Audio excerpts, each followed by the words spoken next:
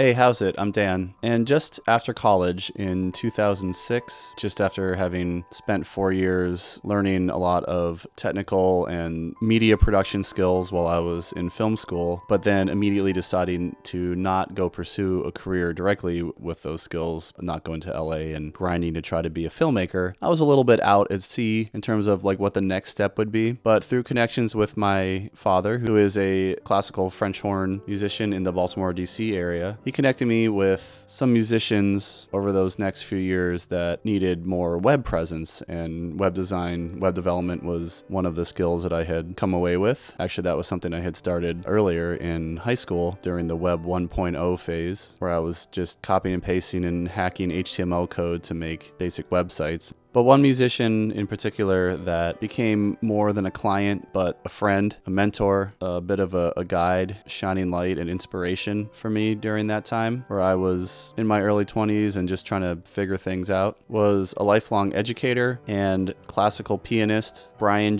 Rowe.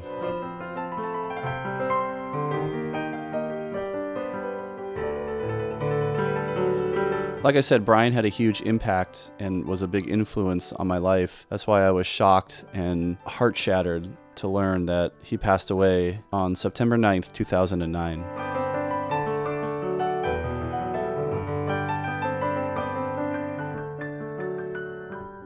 So this is not going to be a complete, comprehensive retrospective or biography by any means. I'm not a scholar on Bryan's life or his work. I'm just somebody that interacted with him and his work. And because of the impact that he had on me, I thought now would be as good a time as any to memorialize and commemorate his life and his work, at least from my perspective, just to have something to share with the world and keep his legacy alive. So the reason that I was originally connected with Bryan through my dad was because Bryan and the then principal French horn chair of the Baltimore Symphony, Phil Munns, were starting a project called Spirod, which is Gaelic for spirit, and it was a French horn and piano collaboration that was more in the kind of new age, Celtic, ethereal, atmospheric kind of realm.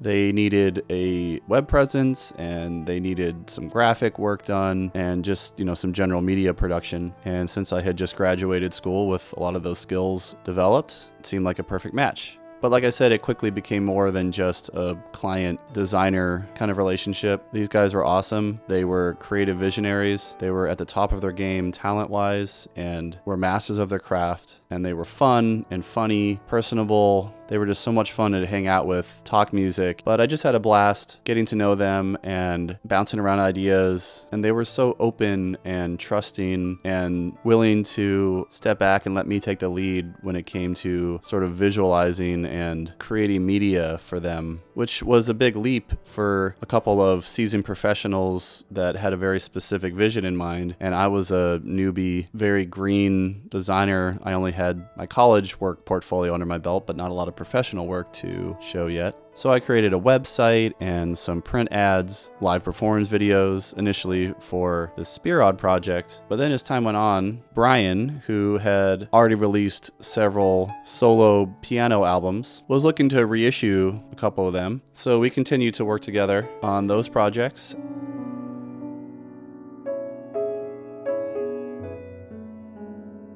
And I also built him a website for his personal solo work. And there's examples of both of those websites and a lot of the graphic work at breathingunderwater.us in the archive section. But you're also seeing a lot of it now in this video. And as of recording this, it looks like the best place to find their music. Some of it you can still buy physically. Some of it looks like it's just streaming. But Amazon seems to be the main place. And I'll put a link to both Bryan's solo stuff and his collaboration with Phil Munns on the Spirod project.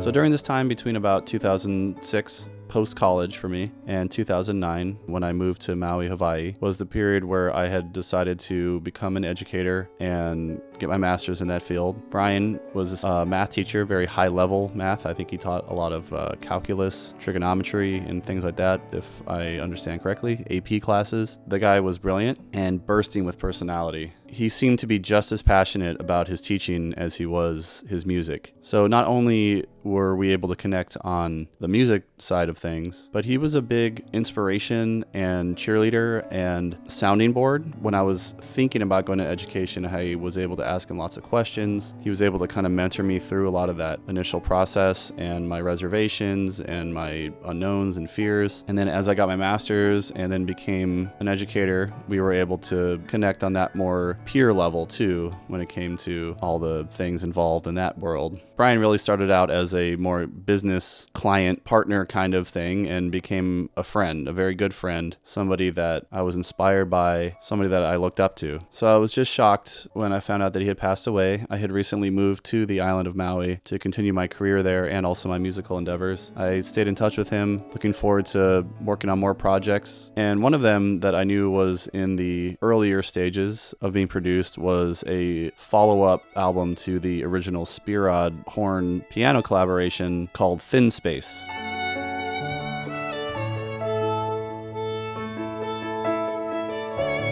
So I believe what happened was they used the recordings that they had already had available from Bryan and Phil on French horn and a couple other musicians. There's also some strings on this album, for instance. They put together their kind of finishing touches on the album and were able to release it. And that one is also available on Amazon, which I'll link to below.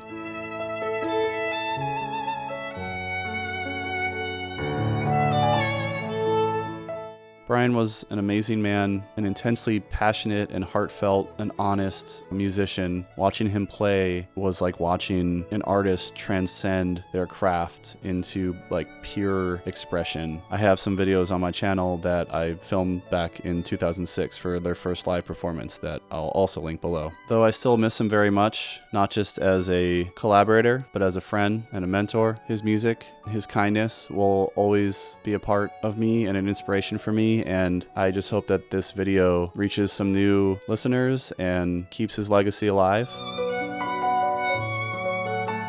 Aloha, Bryan. You'll be forever missed, but never forgotten.